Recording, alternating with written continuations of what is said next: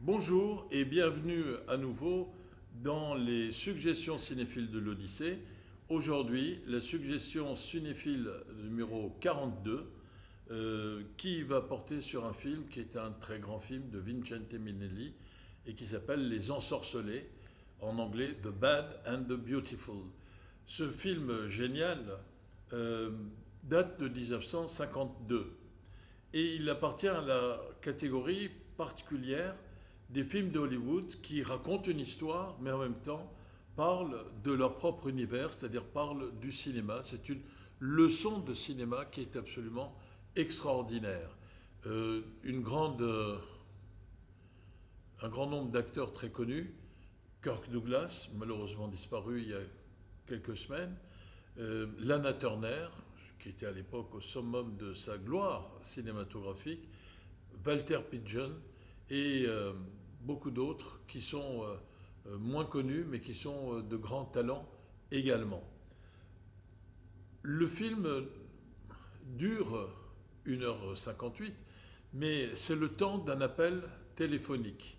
À l'époque, il n'y a pas les portables, et donc c'est en passant par une opératrice que de Hollywood, on essaye de joindre Paris. Et donc ça prend du temps.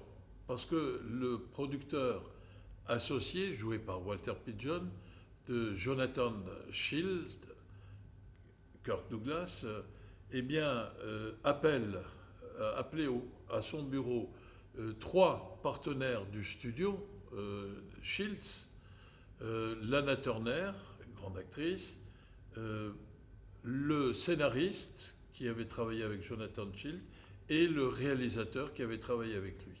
Et tous ces trois personnages avaient eu des relations qui s'étaient mal terminées avec Jonathan Shields. Et donc Walter Pidgeon, son personnage, essaye de les convaincre de travailler, que grâce à la collaboration avec Jonathan Shields, et malgré les coups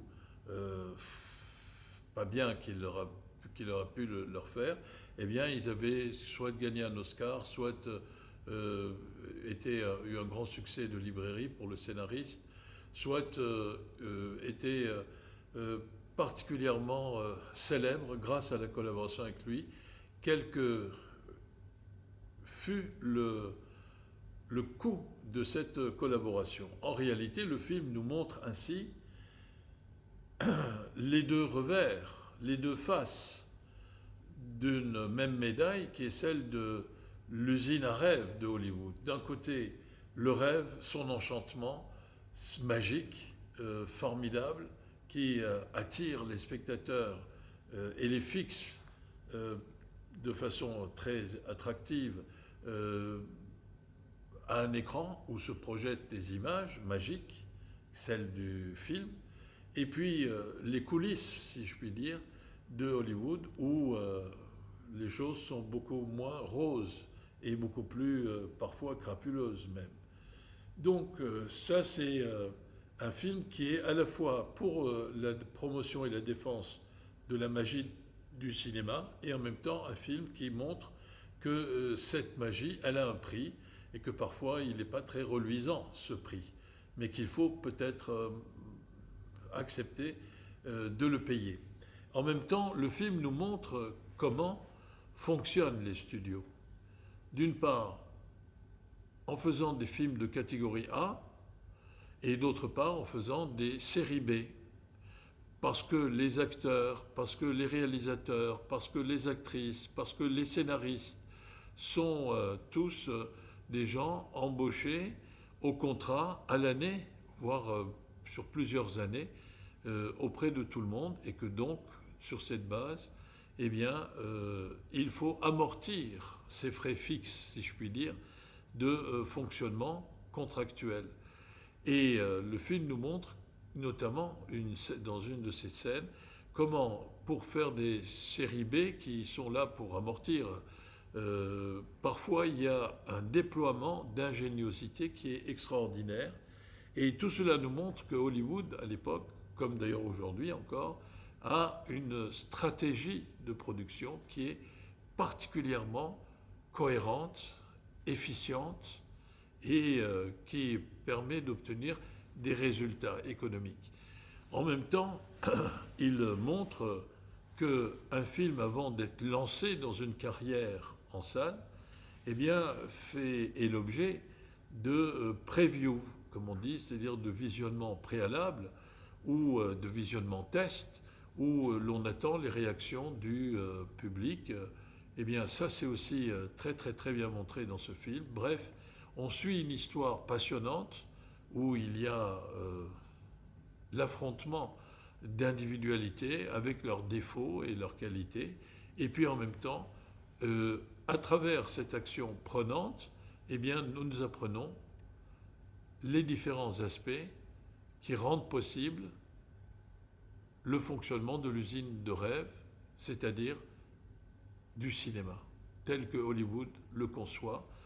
Kirk Douglas nous livre un portrait formidable d'un homme qui est tout entier porté par la production, et quand il deviendra réalisateur dans le film, par la réalisation du film, par cet amour, cette obsession volontariste pour faire des films, mais en même temps comment lui, comme d'ailleurs les autres, est un individu qui a les défauts de ses qualités, qui a des traumatismes et qui continue à rester à l'œuvre, actif pendant son travail professionnel.